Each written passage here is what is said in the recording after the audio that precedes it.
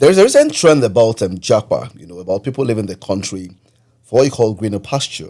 And people live by various means of transportation, by air. And of course, more recently, people also live by sea, right, out of the country just to travel out of Nigeria to other parts of the world, of course, to get to what they call greener pasture.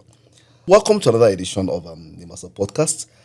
In this edition, we'll be examining Japa by sea. We'll look at the reasons why people do this, and we'll look at some of the pros and the cons of doing this, while also trying to examine possibly the immigration policies of various countries. So welcome to this show again, and I would like to invite my guest, Sholabomi. Yes, Sholabomi, it's nice having you again. Thank you. In the literal term, can you our viewers, right? That don't understand the word Japa. I don't think, are there people that don't understand what you call Japa till now? Well, there are some people that still don't understand. Well, if you're Nigerian, you understand Japa, but for our viewers that are not from here. Okay, so for the benefit of the doubts, can you just explain what exactly is Japa? Why Japa? So the word Japa is a Yoruba word, It means like take off, run, like exit, So when we use it in the word, like the literal terms that we use it now, it means like, exit the country, like, run, Japa, I think this Japa syndrome, should I call it a syndrome? Before they come and get me and say this guy is talking about, is it a syndrome actually? Yes, you can call it a syndrome. You can call it a menace. Okay, menace, a syndrome. Yeah. Okay, a challenge. And because now people live by various means, and I realize some people live in a very desperate form. They don't even have the right information when they are living. Right? They just want to exit. So why are they leaving? There's this belief that most people have that the grass is greener at the other side. Okay. But the truth is, the grass is greener where you water it. Even in the other side, if you're not watering it, it's still going to be the same. But behind their head, the thought behind their head is, once I get to the other side, it's going to be very green. It's paradise. It's going to be better, And whichever way they do it, they don't want to know. They just want to jackpot. That's it.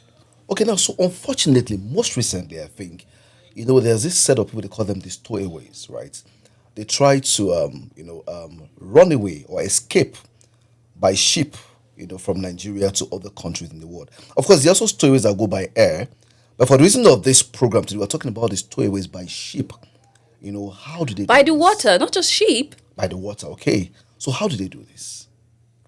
It's amazing to me to even imagine that people are ready to risk their life. Like, at the end of the day, is it actually worth it? Like, imagine you staying in an oil tank, like the space where the oil is in the ship, for weeks. Because a trip by ship is not the same as air. Imagine for 3 weeks being where you don't see sunlight, you don't eat, you can even fall deep into the tank and die.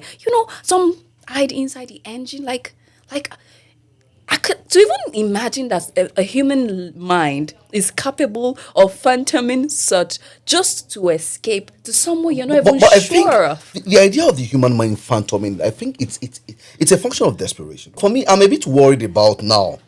The port areas, we have the security and order. How do they beat security to get into the ships? It's amazing. It's amazing because I've seen videos of where they actually find these people and you just wonder, how did you pass through? How did you get through? But the thing is, just like you said, when a man is desperate, whichever way, they will figure it out. They will, because the security guys, I'm sure they go on breaks. The person that helped the person to enter the vessel is evil? You think so? Putting you in an oil tank. No, but the person putting you in an engine compartment. He's only trying to help you. You're living in Nigeria. And they travel light. They even wear the lightest, outfit. So unfortunately, cold. Sometimes they freeze to death. Unfortunately. And you say they are helping them? Can I burst your bubble here? Yes. Well, I don't want to completely blame those who are helping them. I'm not saying what they are doing is good, right? But you've seen a desperate fellow just telling you, just help me to get into the ship. I will be fine. I will just be fine. I promise you I'll be this, I'll be that. I'll make all the promises. I swear to this, I swear to that. When I get to that country, don't worry. I will pay you. And both people talking now, both the helper and the helpless, also to say, they both need help. And they helped. Oh, and they helped rather. So, they both need help. So, okay, well, maybe my luck may shine. Let me help him to enter into the ship. When he gets to, maybe, peradventure, when he gets to, maybe somewhere in Europe or somewhere in Australia, somewhere out of the shores of Africa, maybe he gets there and he's going to remember me. They exchange contact, and sometimes that is the end of the ever conversation. The conversation, right? creativity that went into, if that Could be channeled creativity into something else. into creating something, creating job. Although, yeah, the school conditions us to, graduate and serve. But sometimes you can be a CEO yourself, You could, after I've seen graduates that, I'm not saying that we all should it's do not that. that easy. There are people that are going to farming. Farming is good. People, because we need food, don't we? I've seen people, a graduate that goes into like selling food on the street, and before you know it, is able to build an empire.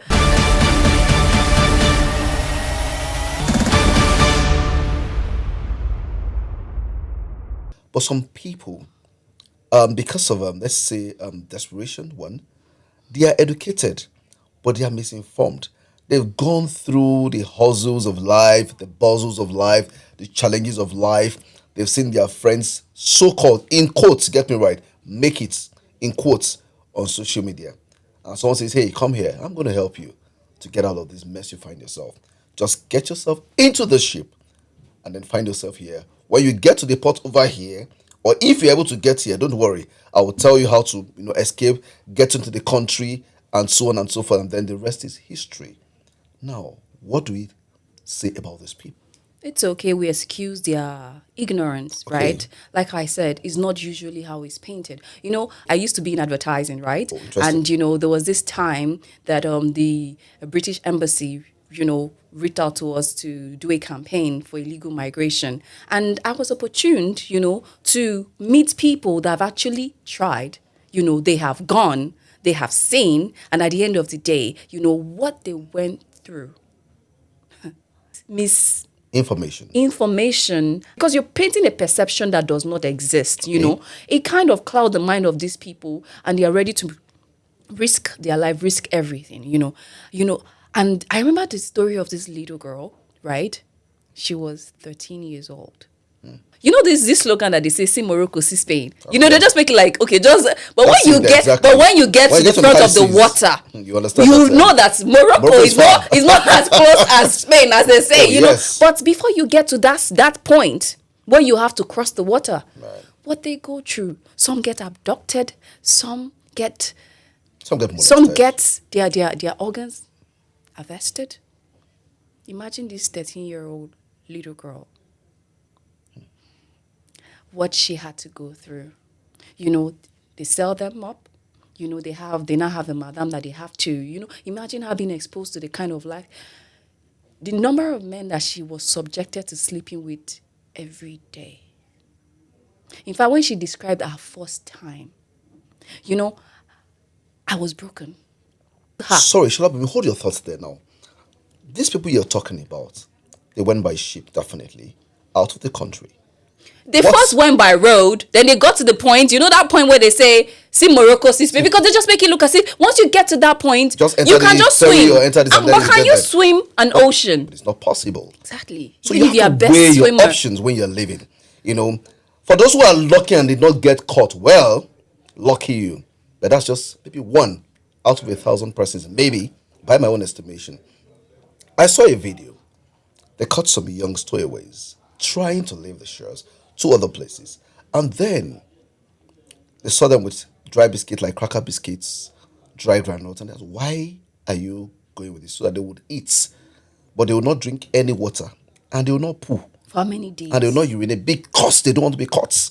But unfortunately, when they get caught in the middle of the ocean, some of them, they get thrown overboard. And that's why some people... That's their faith. Were never found or are never found. Because that's the rule of the water. If you're not part of the people that's supposed to be... Then you're out. You're out. You have to be out. What's your word for the set of people, for the younger Nigerians? Please don't be deceived. Please, I beg you. The grass is not greener the other side. It's greener where you wet it. Please, please. That creativity, put it into doing something where you are at. And it will work out. it will work out. As long as there's life, there is still hope.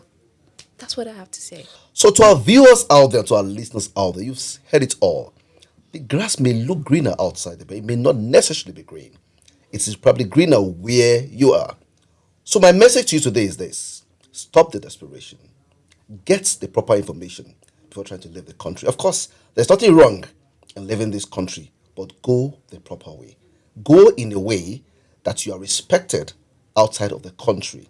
Go in a way that you are not dehumanized outside of your country. A word to say is enough for the wise. So it's a wrap on this segment. My name is Femi Kumuyi. I remain your host. And of course, today, my guest again, once again, is Sholabomi Sholabomi. Akinpelu. Thank you very much. Thank you too. All right.